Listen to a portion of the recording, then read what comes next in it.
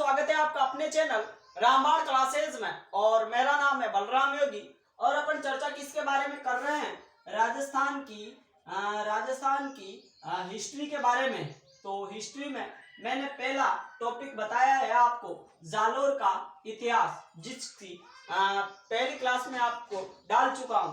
आज अपन चर्चा करेंगे उसी क्रम में आगे की। आप लोग ज्यादा से ज्यादा इस चैनल को सब्सक्राइब करना और अपने दोस्तों के साथ में जो भी कंपटीशन एग्जाम की तैयारी कर रहे हैं उनके साथ में शेयर करना। तो मैं आपको क्या बता रहा हूँ, जालोर का इतिहास। मैंने आपको संस्थापक बताया कीर्तिपाल चौहान 1181 में कुमार सिंह के द्वारा डिफीट होने पर ये नाडोल पालिका क्षेत्र छोड़ के जालोर में चले जाते हैं और जालोर में सोनगरा चौहान वंश की स्थापना करते हैं।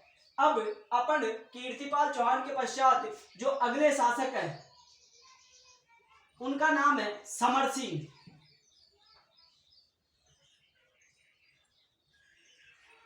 समर सिंह के बाद वैसे तो इनके समय में कोई विशेष काम नहीं हुआ, मतलब विशेष कोई ऐसी घटना नहीं थी जो अपने एग्जाम में पूछी जा सके। तो समर सिंह हुए, इसके बाद में कीर्तिपाल चौहान के बाद में फिर उसके बाद में उदय सिंह हुए। उसके पश्चात उदय सिंह के समय में भी कोई विशेष घटना नहीं है। फिर बात करें अपन समर सिंह, उदय सिंह, उसके पश्चात चौचिक देव हुए। चौचिक देव, इनके समय की भी कोई विशेष घटना नहीं है। और अगले जो शासक थे उनका नाम था 5वें नंबर पे बात करें अपन सामंत सिंह की। सामंत सिंह, तो इनके बारे में अपन चर्चा करते हैं। मतलब मैंने आपको बताया कीर्तिपाल चौहान के पश्चात समर सिंह, उदय सिंह, चौचिक देव और फिर हुए शासक सामंत सिंह। और इन्हीं सामंत सिंह के पुत्र थे। पुत्र की बात करें तो पुत्र का नाम था कानड़ देव चौहान। कानड़ देव या कानड़ देव चौहान। तो कानड़ देव चौहान का वैसे तो समय माना जाता है 1305 से 1311 ईस्वी तक समय किसका था? कानड़ देव चौहान का। लेकिन ये कानड़ देव चौहान काफी होनहार शासक था या होनहार बच्चा था। तो इसकी मतलब प्रतिभा से प्रभावित होकर इनके जो पिता थे सामंत सिंह, इनके द्वारा सामंत सिंह के द्वारा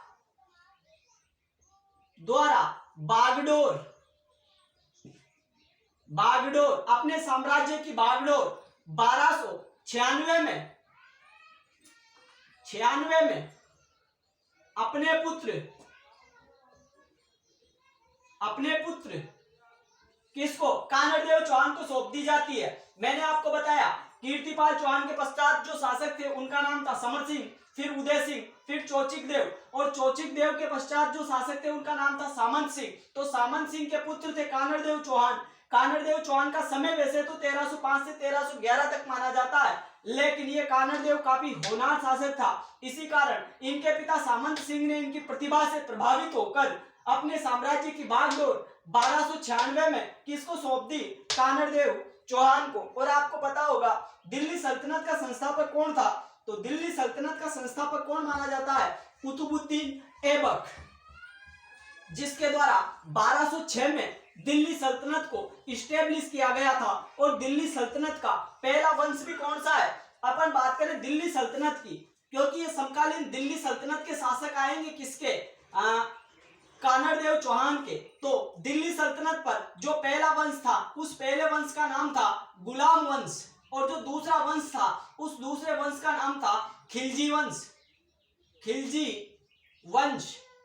तो इस गुलाम वंश का समय माना जाता है 1206 से 1290 तक, और इस खिलजी वंश का समय माना जाता है 1290 से 1320 तक। इस दिल्ली सल्तनत पर इस खिलजी वंश का शासन था। तो मैंने आपको क्या बताया, बागडोर कब सौंपी जाती है सामंत सिंह के द्वारा कानड़ देव चौहान को? तो बागडोर सौंपी जाती है 1296 को। और इस खिलजी वंश में दो शासक थे, एक का नाम था जलालुद्दीन खिलजी, जिसको मैं जेके लिख सकता हूं, और एक का नाम था अलाउद्दीन खिलजी, जिसको मैं एक लिख सकता हूं। तो इस जलालुद्दीन खिलजी का समय माना जाता है 1290 से 1296 तक। और इस अलाउद्दीन खिलजी का समय माना जाता है 1296 से 1316 तक। इसमें आपको ये समझने में आ गया होगा, मैंने आपको क्या बताया, खिलजी वंश में दो महत्वपूर्ण शासक थे, एक का नाम जेके मतलब जलालुद्दीन खिलजी जिसका समय 1290 से 1296 तक,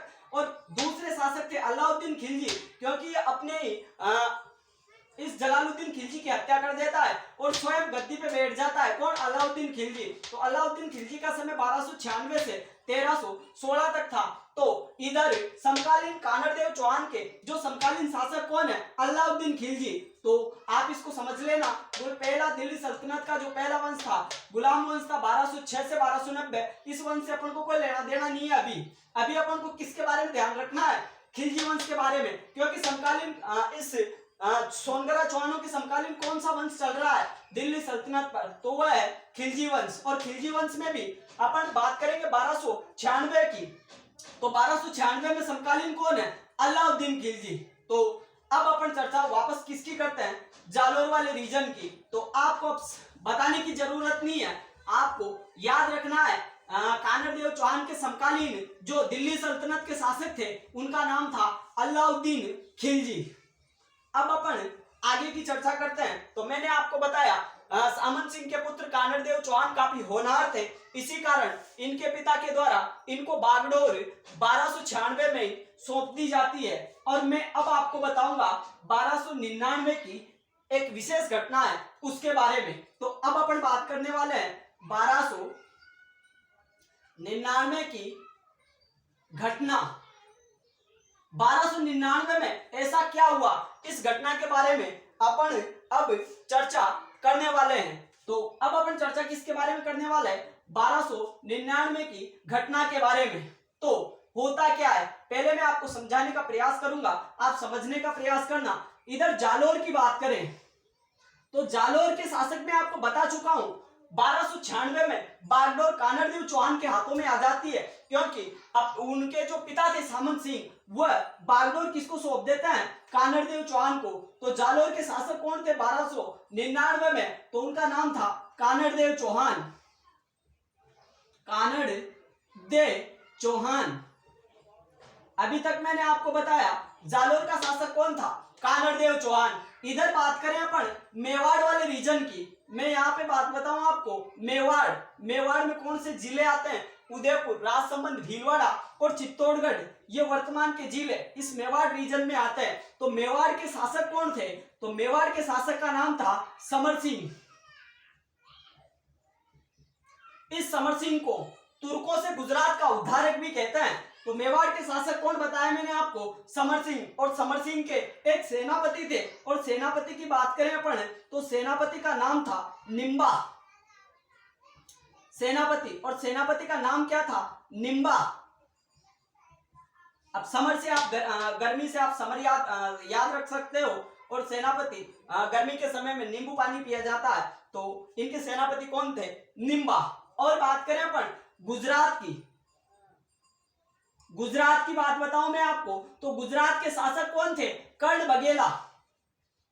कर्ण बघेला ये थे गुजरात के शासक, समकालीन शासक है। 1299 की घटना में जालोर का शासक कानड़देव चौहान, मेवाड़ का समर सिंह और इसका सेनापति निम्बा, और गुजरात का था कर्ण बघेला। और इधर दिल्ली सल्तनत की बात करते हैं अपन। दिल्ली सल्तनत, इस समय दिल्ली सल्तनत पर खिलजी वंश का शासन था, और खिलजी वंश के जो शासक थे उनका नाम था एके मतलब अलाउद्दीन।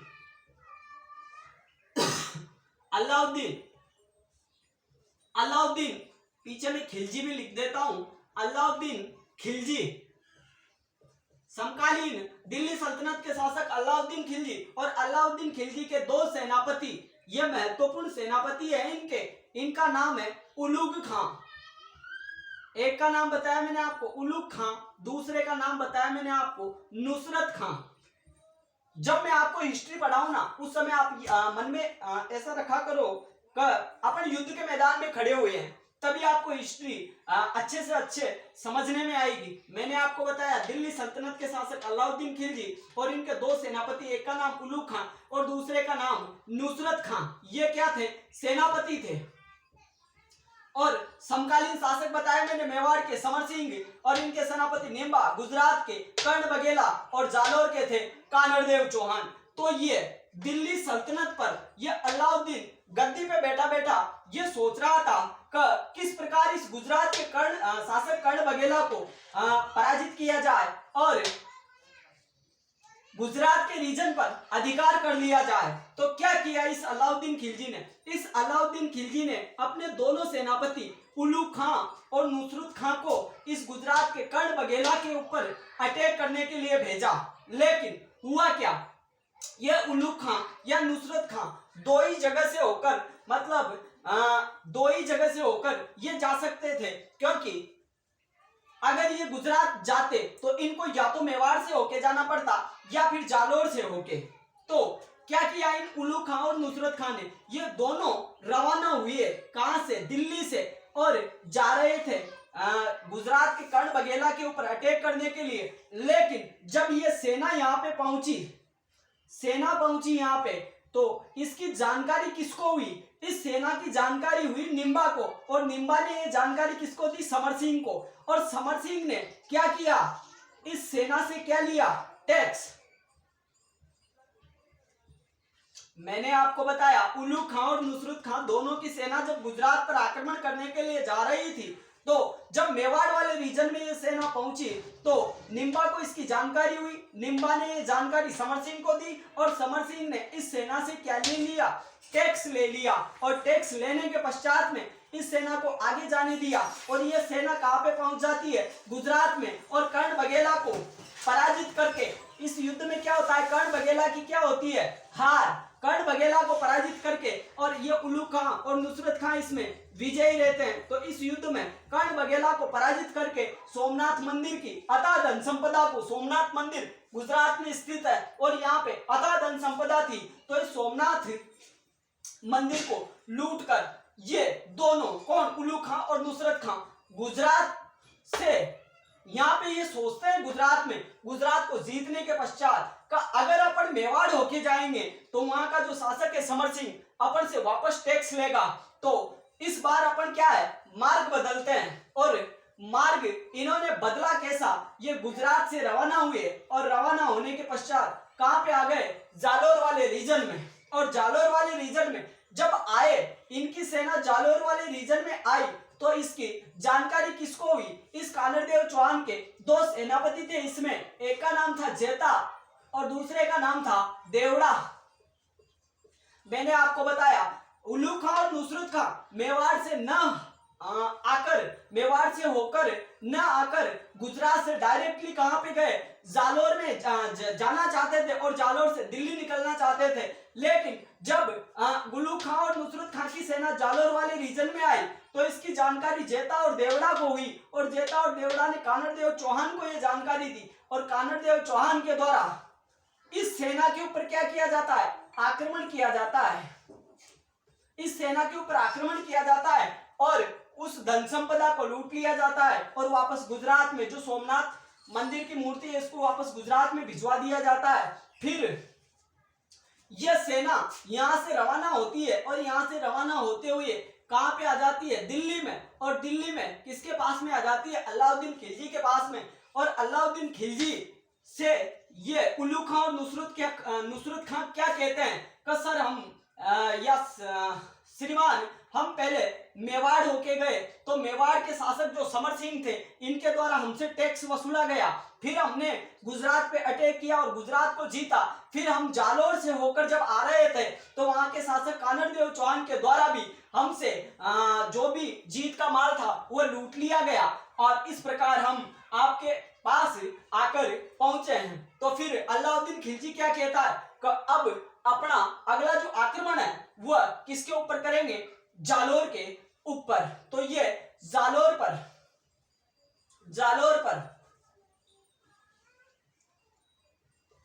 पर आक्रमण का कारण था। कारण क्यों था? क्योंकि जब गुजरात को लूट के उलूग खां और नुसरत खां दिल्ली आ रहे थे तो कानड़देव चौहान के द्वारा इन दोनों पे अटैक कर दिया जाता है और धन को लूट लिया जाता है। इसी कारण ये अलाउद्दीन खिलजी अब अपना अगला आक्रमण करेगा किसके ऊपर? जालोर के ऊपर। और वह आक्रमण कब करेगा? वह आक्रमण कब करेगा? 1305 में। और वैसे मैंने आपको कानड़देव चौहान का समय भी बताया था 1305 से 1311 तक। तो आप इस घटना को समझने का प्रयास करना। और वैसे समझने से ही अपन को ज्यादा याद होता है रटने की बजाय। तो ये थी वो घटना जिसके कारण अलाउद्दीन खिलजी अब जालोर पर आक्रमण करेगा। तो अपन बात करेंगे 1305 का एके का आक्रमण 1305 का एके का आक्रमण। तो अपन इसकी चर्चा करने वाले हैं 1305 के एके के मतलब अलाउद्दीन खिलजी के जालोर पर आक्रमण की। तो बात करेंगे अपन 1305 के 5 में अलाउद्दीन खिलजी के द्वारा जालोर पे अटैक किया गया। तो मैं आपको बात बताऊं जालोर, तो जालोर के शासक कौन बताए थे मैंने आपको? कानड़देव चौहान, कानड़देव चौहान। और कानड़देव चौहान के साथ में प्लस में इनके एक पुत्र थे और पुत्र का नाम था विरमदेव। और फिरोजा की प्रेम कहानी वैसे राजस्थान में प्रसिद्ध है। तो मैंने आपको बताया जालोर के शासक थे कानड़देव चौहान और इनके साथ में इनके पुत्र थे विरमदेव। और इधर दिल्ली सल्तनत की बात करें अपन, दिल्ली सल्तनत की, तो दिल्ली के शासक तो वैसे आपको पता होगा कौन थे? एक के मतलब अलाउद्दीन खिलजी। और अलाउद्दीन खिलजी अपने सेनापति को भेजता है यहाँ पे, सेनापति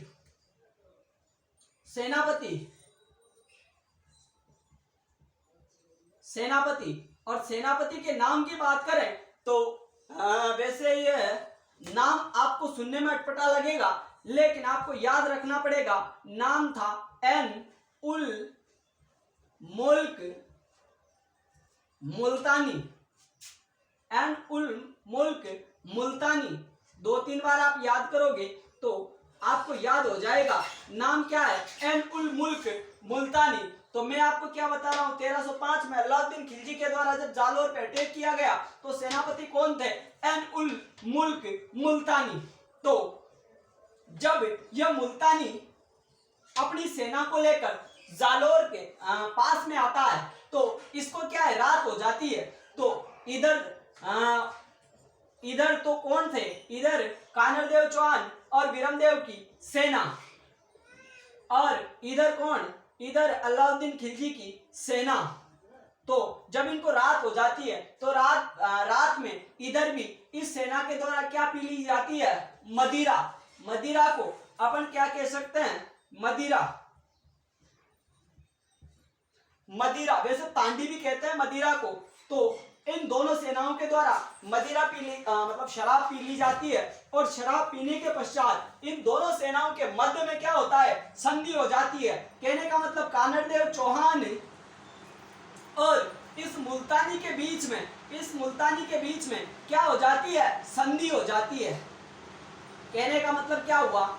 जब 1305 में मुल्तानी आक्रमण करने के लिए आया तो इधर कौन थे? जालोर के कानड़देव चौहान और इनके पुत्र विरमदेव। तो जब ये आक्रमण करने के लिए आया तो दोनों की सेनाओं के मध्य में युद्ध होने से पहले क्या है? रात हो जाती है और रात में दोनों के द्वारा शराब पी ली जाती है, दोनों सेनाओं के द्वारा। और शराब में इनके मध्य में दोस्ती हो जाती है। तू तो मेरा भाई है और ये बोलता है तू भी मेरा भाई है। ऐसा करके इन दोनों के बीच में क्या हो जाती है? संधि। और इस संधि के तहत विरमदेव को अलाउद्दीन खिलजी के दरबार में कहां पे भेजा जाता है? दिल्ली भेजा जाता है। मैंने आपको क्या बताया?